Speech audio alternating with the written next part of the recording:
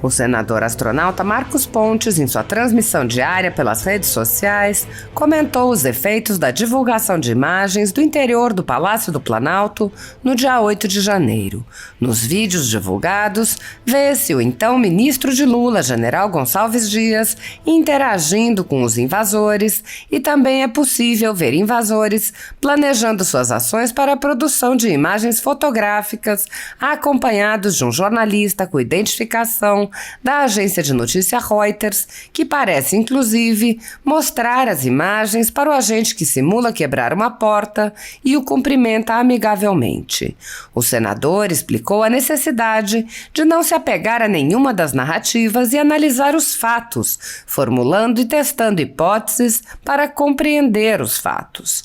Ele lembrou que o país teve uma eleição extremamente disputada e Lula foi escolhido com uma diferença mínima de votos e passou a questionar as estratégias utilizadas pelo governo para lidar com a oposição. A astronauta Marcos Pontes explicou que a questão fundamental é a manutenção da narrativa de que o governo é a favor da democracia, enquanto seus atos visam limitar a liberdade popular. O senador apontou a contradição entre tentar criminalizar as manifestações da direita ao mesmo tempo em que apoia movimentos como o MST e resumiu o dilema do governo: ser a favor da democracia e ser contra a demonstração da população contrária ao governo. O senador apresentou hipóteses que poderiam estar sendo utilizadas pelo governo para lidar com a oposição. Ele apontou que uma primeira solução que o governo poderia estar utilizando seria criar a narrativa de que todo movimento feito contra o governo Lula é antidemocrático. Pontes mostrou que tal solução não tem como prosperar, já que não é possível sustentar por muito tempo a noção de que a vontade do povo é contrária à democracia. O senador Marcos Pontes aventou uma segunda hipótese baseada nas técnicas do judô, de utilizar a força do adversário contra ele próprio. Ele apontou que uma grande força da direita está nos movimentos com pessoas nas ruas e considerou como isso poderia ser utilizado contra a própria direita. O senador apontou a possibilidade do uso de infiltrados para promover quebra-quebra, como muitos dos vídeos parecem sugerir, inclusive com a participação da velha imprensa.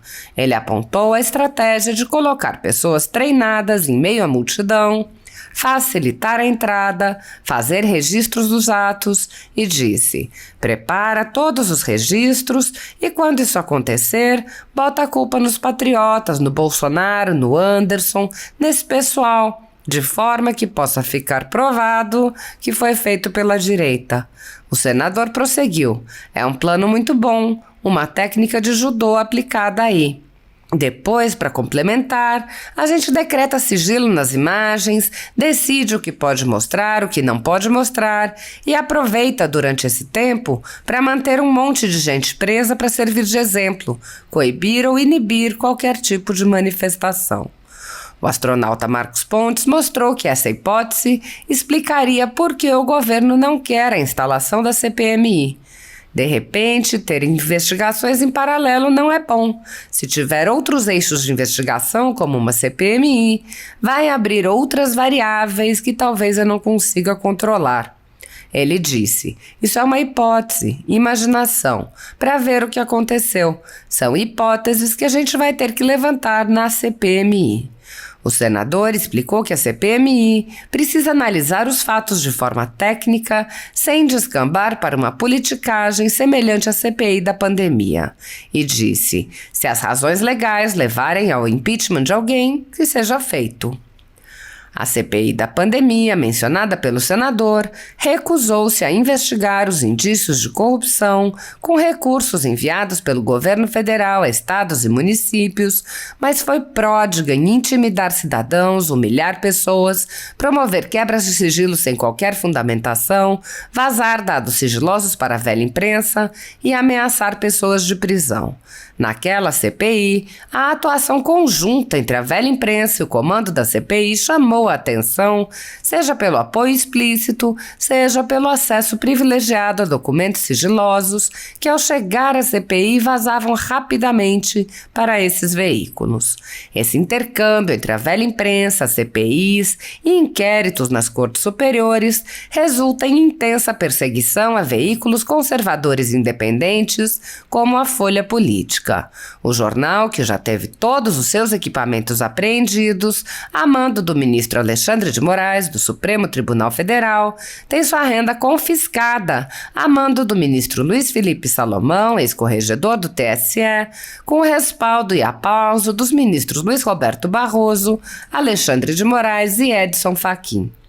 Toda a renda de mais de 20 meses de trabalho de jornais, sites e canais conservadores vem sendo retida sem qualquer previsão legal. Se você apoia o trabalho da Folha Política e pode ajudar a impedir o fechamento do jornal, doe qualquer valor pelo Pix usando o QR Code que está visível na tela ou o código ajude@folhapolitica.org. Caso prefira transferência ou depósito, a conta da empresa Raposo Fernandes está disponível na descrição deste vídeo e no comentário fixado no topo.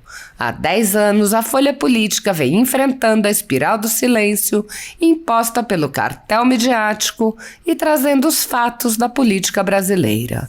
Pix ajude@folhapolitica.org. Assista! Acho que todo mundo acompanhou a nossa decepção na terça-feira da semana passada, no dia 18, né? Foi terça-feira, se eu não me engano, né? Acontece tanta coisa, você fica até assim, mas no dia 18, né? Isso foi na terça-feira que nós teríamos a leitura em sessão conjunta da Câmara e do Senado, a leitura da CPMI, né?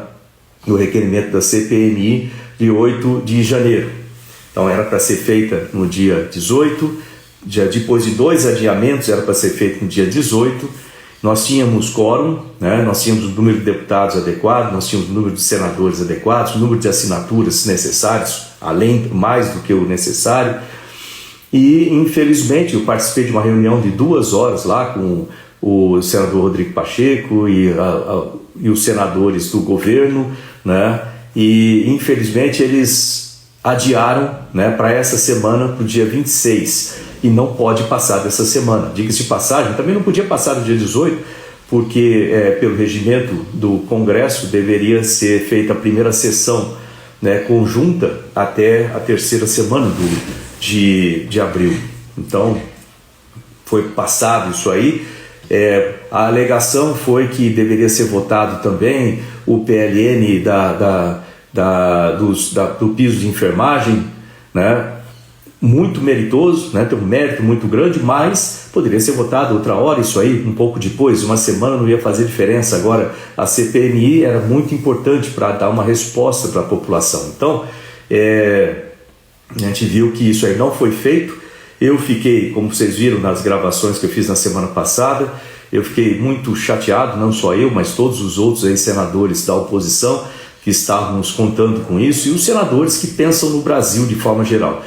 E então, com isso aí, a oposição entrou em obstrução, né? O que significa parar todas as pautas até que isso aconteça. Assim, a oposição está em obstrução no Congresso, portanto, muitas pautas importantes para o país não estão sendo votadas por causa dessa obstrução. Mas veja bem, não é que a oposição está contra fazer isso. Nós sempre somos a favor do Brasil, sempre somos a favor da população.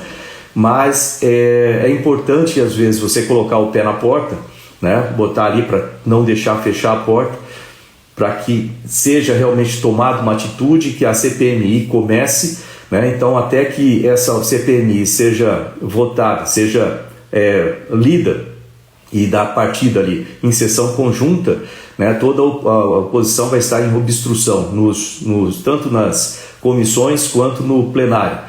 Ficou uma situação muito desagradável, confesso que eu fiquei chateado ali naquele momento, no dia que nós tínhamos a votação para um empréstimo que seria feito ao BID pela cidade do Recife. O João Campos estava lá. Eu conheço o João desde pequenininho, desde criança, né, que o pai dele, o Eduardo Campos, era amigo meu, então eu conheço ele desde pequenininho. Ele hoje é prefeito do Recife, e eu estava ali, né, numa situação muito desconfortável, né, não podendo votar, porque nós estávamos em obstrução, e um assunto importante para a cidade do Recife, que é a construção de obras para evitar enchentes, para ajudar pessoas que estão vivendo em áreas de risco, para tirar essas pessoas de lá e fazer a proteção, coisa que eu tenho falado aqui bastante, a importância da prevenção. Ou seja, a situação era muito esquisita, muito ruim, mas a mensagem foi passada.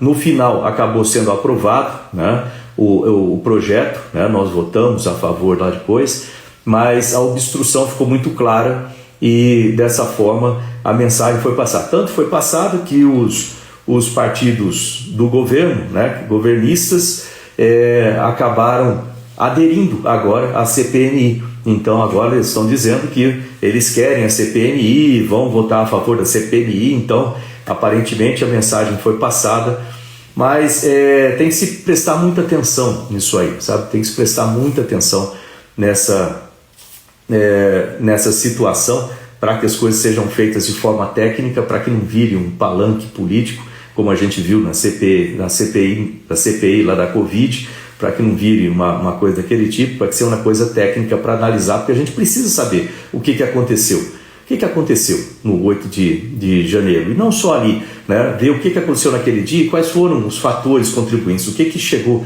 né, naquela situação. Né? E isso é importante ser feito de maneira técnica, né?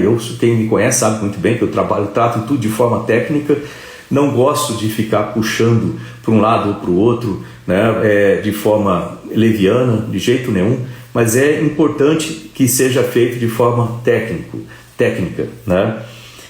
Então agora a gente vai esperar essa leitura no dia 26, ao meio-dia. Acompanhem. Ao meio-dia deve ter a sessão no Congresso, né, sessão conjunta do Congresso, para ser feita essa leitura, além de voto de vetos e uma série de outras coisas que precisam ser feitas em conjunto com a Câmara. Durante a semana passada também, e falando de CPMI, lembrei aqui, surgiram vários vídeos comprometedores, né, que acabaram resultando aí, inclusive, na queda de um dos ministros do governo atual, o ministro do GSI,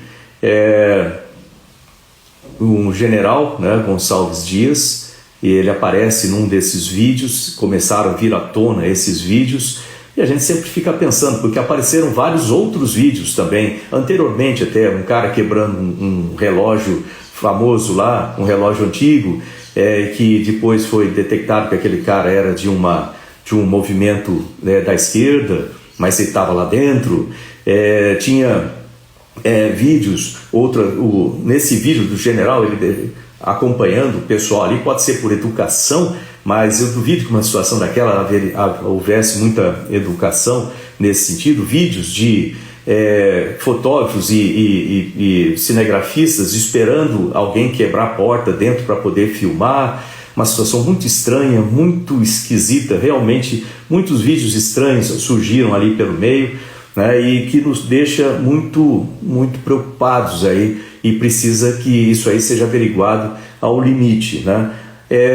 Logicamente que hipóteses aparecem. Então existe uma hipótese, por exemplo, vamos pensar aqui numa hipótese, né? Eu vou ressaltar essa palavra hipótese, porque toda vez que eu fazia investigação de acidentes, por exemplo, o pessoal vinha com um monte de ideias a respeito do que aconteceu, e eu nunca gostei muito disso. Então eu vou ressaltar que isso são hipóteses, né? Vamos supor uma hipótese aqui, né?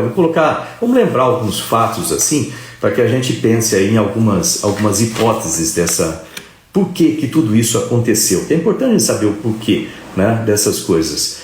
Então vamos pensar nessas hipóteses. Primeiro, vamos pensar alguns pontos, alguns fatos anteriores, né, para a gente pensar aqui. Nós tínhamos os movimentos nos quartéis, lembra? Com a quantidade de patriotas nos quartéis, movimento pacífico, movimento sem quebra-quebra, inclusive nem lixo deixavam no chão nos lugares que participavam, ou seja, era um movimento pacífico, mas de muita gente. Lembrar que na eleição para presidente, O ex-presidente Bolsonaro teve 58 milhões de votos, ou seja, é uma quantidade muito expressiva, né? Ou seja, o atual presidente ele ganhou por uma margem muito pequena percentual de votos válidos. Então, tem uma parcela. O que significa isso? Tem uma parcela muito grande de brasileiros que apoiam o governo do presidente Bolsonaro. Então, havia movimentos muito grandes, com um número expressivo de brasileiros que apoiam o presidente Bolsonaro. São fatos, eu não estou inventando isso aí, são fatos que eu estou falando aqui. Terceiro, quando você lembra lá atrás, o impeachment da presidente Dilma, o impeachment aconteceu de forma prevista na Constituição. Muitas vezes eu vejo o pessoal falando que foi golpe, eu não entendi. A aplicação da Constituição não é golpe. E quando você tem um Senado e um Congresso votando, e representando o povo, não é golpe. Que o Senado e o Congresso, como um todo, a Câmara determina, isso não é golpe. Isso é o povo falando de uma democracia. Uma democracia, o legislativo representa a população, está previsto no artigo 1, lá, parágrafo único. Então, não foi golpe, não é um golpe isso aí. Mas o fato é que aquele impeachment aconteceu por um grande apoio popular. Eu lembro que na época tinha muita gente nas ruas, apoiando o impeachment, falando do impeachment da presidente. Então, os movimentos populares, eles apoiaram o impeachment. Então, vamos somar essas três coisas. 105, metade da população votante, vamos dizer aqui, votou a favor do presidente Bolsonaro. Um movimento pacífico, mas bem grande em frente a quartéis, no Brasil como um todo. Era o impeachment da presidente Dilma, que aconteceu de forma legal, de forma conforme a Constituição, de forma constitucional. Aconteceu lá atrás, em 2016, por causa do apoio popular. Você soma esses três fatos, você vê que é óbvio, que o governo atual tem justificadamente uma preocupação muito grande com os movimentos populares, com a quantidade das pessoas na rua falando contra o governo. Então isso é óbvio, baseado em simples raciocínio, pela situação que aconteceu anterior.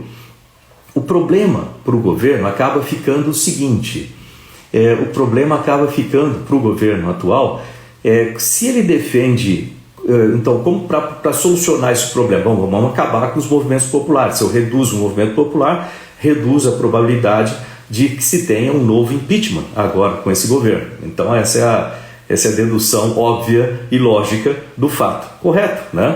Agora, correto no raciocínio, mas incorreto no seguinte ponto. Para um governo que defende a democracia, como é que ele vai ser contra a liberdade popular? Já que a democracia significa poder do povo. Poder do povo, o povo ele tem o direito de fazer as suas escolhas, seja na eleição, e seja indicando ou falando, expressando o que acha a respeito do governo e das pessoas que estão no governo, e das instituições do governo. Isso, como é que eu vou colocar então, se isso faz parte da democracia, liberdade de expressão, liberdade de demonstração, liberdade de greve, tudo isso aí faz parte da democracia, e se eu defendo a democracia, como é que eu vou ser contra essa liberdade? Como é que você contra isso, sabendo que tem movimentos como o MST, movimento de Sem Teto, movimento da CUT, etc., que fazem manifestações, etc. Se eu sou contra um tipo de manifestação, eu tenho que ser contra o outro tipo de manifestação que apoia o governo também. Aí fica aquele dilema para o governo atual, entre defender a democracia e ser contra a manifestação da população contrária ao governo. Deu para entender até aí, para somar essas coisas. Então, como é que a gente vai fazer a solução disso? Porque a primeira solução, pensando, isso é tudo hipótese, tá? Pensando do ponto de vista do governo atual, a primeira solução seria, portanto, deixa eu ver, eu vou criar uma narrativa de que o movimento que é feito contra mim, como governo, é antidemocrático.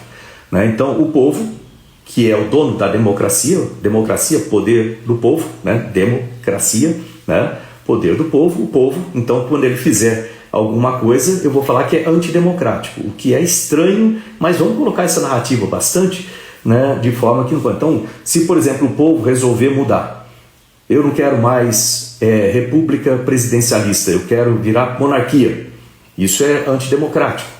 Ué, mas não teve lá atrás, eu não vou lembrar o ano exatamente, mas não teve lá atrás uma votação, um plebiscito, eu lembro de participar, né, de votar nisso aí, um plebiscito para ver se eu quero que o país fique monarquia, volte a ser monarquia ou se permaneça como república presidencialista. Ué, então se o povo que é o dono pode escolher a forma de governo, isso é forma de governo, pode escolher a forma de governo, não seria então antidemocrático isso aí?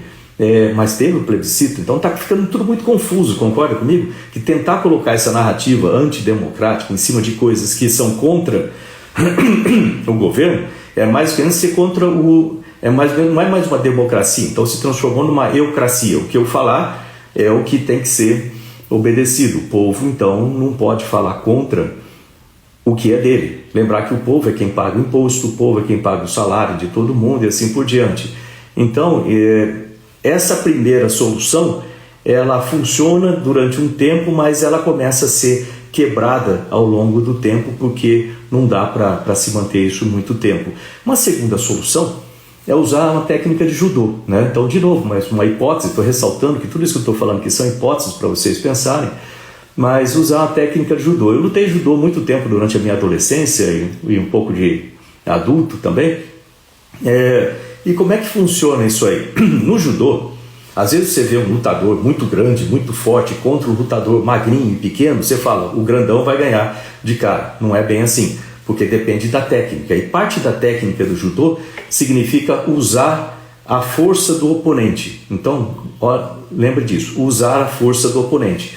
Então, quando o oponente movimenta ou faz força num certo eixo, num certo vetor, você utiliza aquele vetor, né, com a força do seu oponente para que, daí vem a técnica do judô, para que aquilo lá seja utilizado contra ele mesmo, para que ele caia usando aquela força. Então, a força do oponente pode ser utilizada. Vamos traduzir isso aqui para o que a gente está falando aqui, dessa questão de tentar abafar, segurar manifestações populares, porque isso, lembrando aqueles 3 primeiros fatos que eu falei ali no começo, né, uma votação muito grande do presidente Bolsonaro, movimentos derrubaram a presidente Dilma lá atrás, né, movimentos que foram a favor da Constituição derrubaram a presidente Dilma lá atrás, né, e havia muitos movimentos nos quartéis. Então, usando ainda esses fatos, né, então isso aí traz a dedução óbvia, imediata e lógica de que não é bom, o governo não vai querer manifestações populares contra ele, então tentando achar maneiras de segurar isso, então vamos usar a força do oponente. Qual a força do oponente? Muita gente fazendo manifestação vestido de verde e amarelo nas ruas. Bom, então vamos aproveitar um ato desse daí, né? Pega um ato grande que seja promovido por essas pessoas de verde e amarelo e aí vamos promover parece o oposto, não, vamos promover, vamos trazer mais gente ainda, vamos fazer que esse movimento fique muito grande, mas durante o movimento, né? E se a gente pegar e fizer o seguinte durante esse movimento, a gente colocar pessoas que são, vamos dizer, mais treinadas em invasões, etc., e a gente consiga fazer invasão de prédios públicos, como aconteceu lá em 2017, né, que teve aquelas invasões todas na Esplanada, fazer algo semelhante para que invada e quebre as coisas, né, durante uma manifestação desse tempo, né, desse tipo.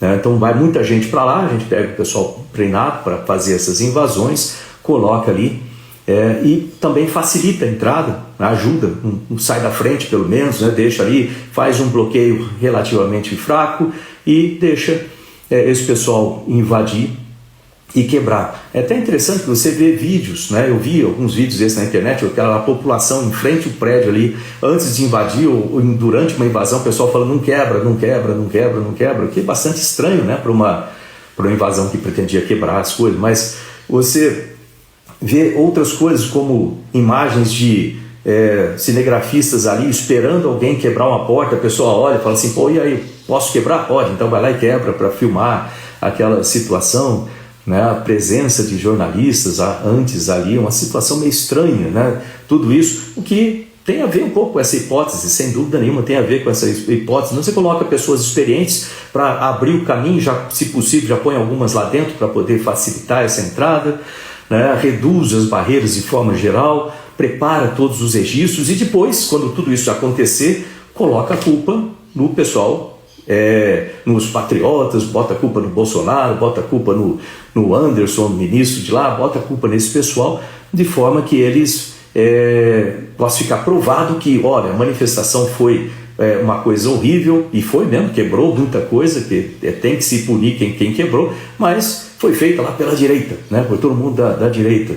Olha, é um plano muito bom, uma técnica de judô muito bem aplicada aí, né? E depois, para complementar, como é que a gente faz para complementar, né? A gente pega e complementar essa ação, né? Porque, né, use Maquiavel, né? Você não deixa o seu inimigo, não pode ficar nem a fogueira tem que apagar completamente, não pode ficar nenhum pedaço de fogo queimando. Então, para terminar isso aí, vamos fazer o seguinte: a gente decreta sigilo nas imagens enquanto a gente analisa essas imagens para ver o que pode sair, o que pode o que pode mostrar, o que não pode mostrar. A gente pode fazer uma coisa desse tipo, fazer uma análise preliminar durante um tempo e aproveita durante esse tempo, mantenha um monte de gente presa, pode ser culpado, alguns são culpados, outros não, né? Mantenha o pessoal preso para servir de exemplo, e isso para coibir ou para inibir qualquer outro tipo de manifestação. Então, o fato de a gente manter esse pessoal todo preso também vai inibir outras manifestações. O pessoal fala assim: eu não vou participar dessa manifestação, senão eu vou ser preso lá, né? Porque eu estou usando verde e amarelo, porque eu falo que eu sou patriota, porque eu estou cantando o hino nacional, porque eu estou defendendo o que eu acredito como a parte da população na democracia, né? O poder do povo, né? Então, eu estou usando o meu direito do artigo 1 da Constituição e eu posso ser preso por causa disso. Ou seja, isso aí, para complementar esse negócio todo, você pode falar assim, aí vem a primeira parte, por que eu pensei em falar disso aqui, né? Desculpa, meio longo aí falar, mas essa parte, e de repente ter investigações em paralelo não é bom, porque é melhor manter só um eixo de investigação, porque aí facilita manter o controle. Se eu tiver outro eixo de investigação, tipo uma CPMI, né, vai abrir outras variáveis aí que talvez eu não consiga controlar, né? Então, olha só que interessante, né? Isso tudo que eu falei, gente, vou ressaltar aqui, porque hoje em dia, né, qualquer coisa que você fale é um negócio assim, o pessoal fica imaginando muita coisa, mas isso aqui é hipótese, né? É imaginação, isso é hipótese para ver o que aconteceu, né? O presidente Lula sabia de tudo que aconteceu, ou não sabia, né? Só surgiu essa discussão lá no Congresso, do Cajuru, lá com o Marcos Duval. É muito subjetivo saber se o presidente sabia, se não sabia. Lembrar que o governo é composto de muita gente, né? Muita gente, então não dá para a gente dizer se o presidente sabia, se não sabia disso. O Bolsonaro estava lá nos Estados Unidos, né? Também. O presidente Lula sabia? Eu duvido, mesmo porque lembra lá do passado, né? Quanta coisa que aconteceu no governo do PT, e o presidente falou naquela época, né? Lembra que ele falou assim: olha, eu não sei de nada, né? Isso aí não sei do que estava acontecendo, não sei disso, não sei daquilo. Você tinha lá um apartamento no Guarujá? Não sei se eu tenho apartamento, não sei se eu não tenho, acho que eu não tenho. Você tem lá um sítio em Atibaia, né? Sei lá o quê? Não, eu não tenho, é de amigo, não tem nada. Então, eu duvido que o presidente Lula, né, usando como exemplo lá do passado, se ele soubesse de alguma coisa que tenha acontecido aí dessa hipótese toda que a gente acabou trazendo aqui, só fazendo uma elucubração com vocês aqui, né? Se ele sabia de alguma coisa ou não, isso é parte de elucubração. Eu acredito que não, ele não sabia nem do sítio, não sabia nem do apartamento, vai saber agora desse negócio de manifestação invadindo as coisas? Eu acho que não, né? Então, gente, só para fechar aqui, falando da semana passada, né, já que a gente colocou esse monte de ideias aqui, falando um monte dessas essas hipóteses aí, né? São hipóteses que a gente vai ter que levantar tudo isso na CPMI. Então a gente vai começar partindo de algumas hipóteses, vamos analisar as coisas, né? A partir dessas hipóteses todas, o que aconteceu. E o fato é o seguinte: quebraram coisas que não eram para quebrar na esplanada dos ministérios, quebraram coisas lá no Planalto, no STF, na Câmara, no Senado, e isso está errado. Quebrar as coisas está errado, ponto, está errado. Então as pessoas que são culpadas têm que ser punidas. Se eles eram da esquerda, vão ser punidos. Se eles eram da direita, vão ser punidos. É assim que a gente trabalha, com técnica e apurar o que aconteceu. E tem que ver, né, o que levou a chegar lá. Né?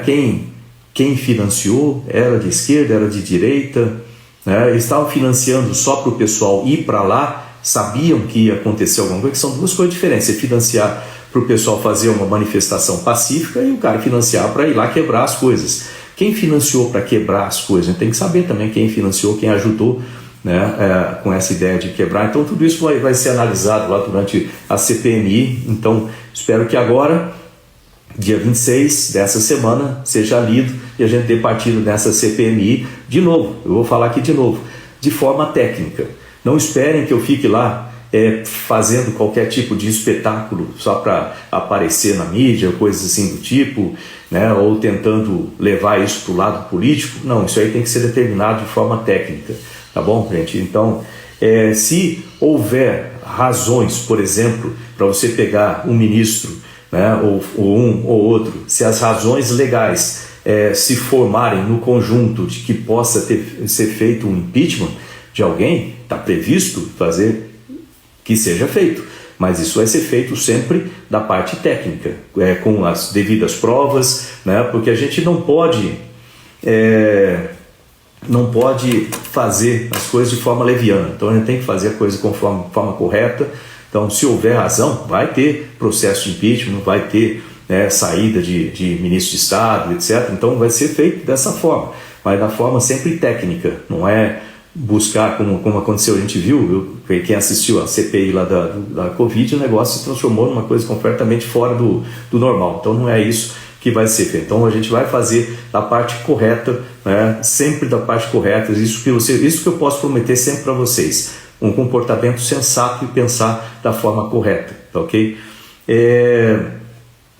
Apenas tempo na semana passada as viagens do Lula, né, do presidente, lá para China e para Portugal, né? Muita coisa boa pode ter sido feito nessas conversas, assinatura de acordos que podem ser bons para o país, mas eu acho que o presidente perdeu uma chance, né? O comentário, meu humilde comentário aqui, né, da parte internacional, aí que eu tenho alguma experiência de algumas décadas nesse setor, né, ele perdeu a oportunidade de falar coisas boas em vez de complicar a posição do Brasil perante assuntos que são delicados e que nós não precisamos nos envolver dessa forma.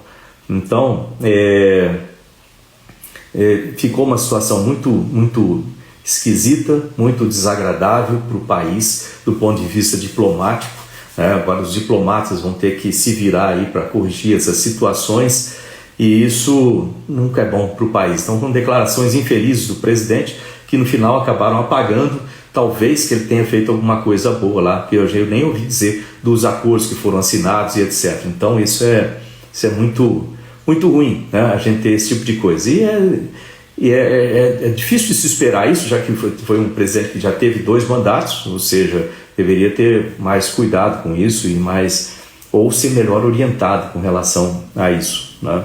Que também não ficou bom, né, para o país como um todo, né, da forma internacional. Então vamos lá para essa semana, muita coisa deve acontecer nessa semana. Acompanhe, dia 26, lembrando, ao meio-dia, tem a sessão conjunta do Congresso Nacional, onde vai ser lida, tem que ser lida, vamos colocar assim, né, o requerimento da CPMI de 8 de janeiro. Então, tenham uma ótima semana. Lembrando, não esqueça de se inscrever nesse canal, participem aqui do Diário de Bordo, todos os dias começando entre 7h30 e 8 horas, né? Não tem um horário muito fixo, mas fiquem ligados, cliquem no sininho para ver quando eu entro ao vivo aqui para falar com vocês, né? E também divulguem o canal, divulguem os vídeos, são mais de 160 vídeos que já existem nesse canal aqui, falando sobre muitos assuntos, e participem com a gente, tá ok? Grande abraço aí, né? Acompanhem, não desistam do Brasil, não desistam do verde e amarelo, né? E lembrar que a nossa bandeira verde e amarela é a bandeira de todos os brasileiros, todos nós, tá ok? É bom sempre ter isso aí em mente. Tá? Um grande abraço, né? Sucesso aí para vocês, uma ótima segunda-feira. Tchau, tchau.